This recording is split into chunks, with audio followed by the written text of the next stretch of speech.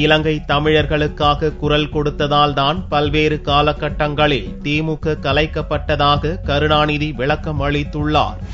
திமுக தலைவர் கருணாநிதி எழுதிய நெஞ்சுக்கு நீதி 6ஆம் பாகம் நூல் வெளியீட்டு விழா சனிக்கிழமையன்று சென்னை அண்ணா அறிவாலயத்தில் நடந்தது. இவ்விழாவில் பேசிய கருணாநிதி, இலங்கை தமிழர்களுக்காக குரல் கொடுத்ததால் தான் பல்வேறு காலகட்டங்களில் திமுக ஆட்சி கலைக்கப்பட்டதாக கூறினார். தற்போது எந்த கட்சியுடன் கூட்டணி அமைப்போம் என்பதை கடந்த கால வரலாற்றை சிந்தித்து பார்த்து முடிவெடுத்துக் கொள்ளுங்கள் என்றும் கருணாநிதி சூசகமாக கூறினார். ஈழத்திலே வாழ்கின்ற தமிழர்களுக்கு எவ்வளவு இன்னல்கள் என்பதை எல்லாம் எண்ணி பார்த்தால் அதற்காக குரல் கொடுத்ததோ அதற்காக பாடுபட்டதோ தவறு என்று யாரும் சொல்ல முடியாது.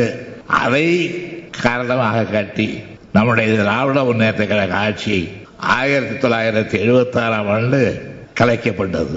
வருகின்ற நாடாளுமன்ற தேர்தலிலே யாரோடு சேருவோம் என்பதையும் யாரோடு சேர மாட்டோம் என்பதையும் எங்களுடைய கடந்த கால வரலாற்றை சிந்தித்து பார்த்து அந்த முடிவை நீங்களே எடுத்துக் கொள்ளுங்கள்.